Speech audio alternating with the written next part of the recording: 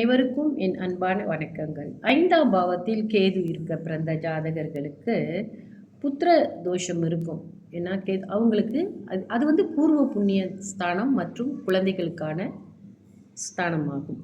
அங்கே கேது இருந்தால் நிச்சயமாக அங்கே கர்ம வினை தோஷம் இருக்கிறது என்று அர்த்தம். செய்து முடிக்காத கர்மங்களைத்தான் கேது பகவான் நமக்கு எடுத்துரைப்பார். அப்போ நம்ம ஏற்கனவே நம்ம எடுத்த பிறவியில் ஏதோ ஒன்று செய்யாமல் இருந்ததை இந்த காலகட்டத்தில் அவர் எங்கே அமர்றாரோ, எந்த வீட்டில் நம்மளுடைய லக்கணத்திலிருந்து அந்த 12 வீடுகளில் எந்த பாவத்தில் அமர்ந்திருக்கிறாரோ அங்கே வந்து நம்ம கடன் வைத்திருக்கிறோம் என்று அர்த்தம்.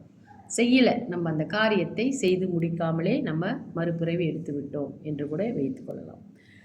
அப்படி இருக்கும் பொழுது இது பூர்வ புண்ணிய ஸ்தானமாக இருக்கிறதுனால புத்திரர்களால் மன சந்தோஷமே இருக்காது.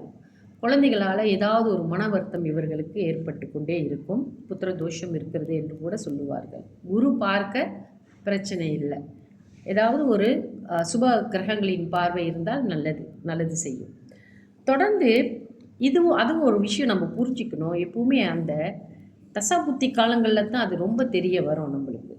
அப்போ எந்த வயதில் இவங்களோட தசாபுத்தி காலங்கள் நடக்குது என்பதையும் நம்ம புரிஞ்சுக்கணும். ஜாதகம் ஒரு குழந்தைக்கு பார்க்கும்பொழுது என்னென்ன கிரகங்கள் என்னென்ன காலகட்டத்தில் வயது காலகட்டங்களில் வேலை செய்கிறாங்க அப்படின்றத முதல்ல நம்ம கவனிச்சுக்கணும். அதன் பிறகு ஆன்மீக ஈடுபாடு இவர்களுக்கு நிறையாவே இருக்கும்.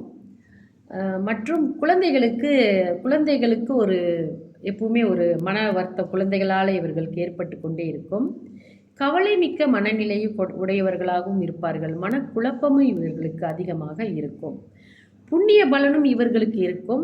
தான தர்மம் நல்லா செய்வாங்க. சாஸ்திர ஞானத்தில் இவங்களுக்கு ஈடுபாடு இருக்கும். அதை கற்றுக்கணும்னு நினைப்பாங்க. நல்ல ஒரு தெய்வ பக்தி உள்ளவர்களாகவும் இவர்கள் இருப்பார்கள். கேது பகவான் இவர்கள் ஞானத்தை நோக்கி சென்றால் இவர்களுக்கு நல்ல பலன் உண்டு. தொடர்ந்து நாளைய பதிவில் 6ஆம் பாவத்தில் கேது பகவான் என்ன செய்கிறார் என்று பார்ப்போம். நன்றி, வணக்கம்.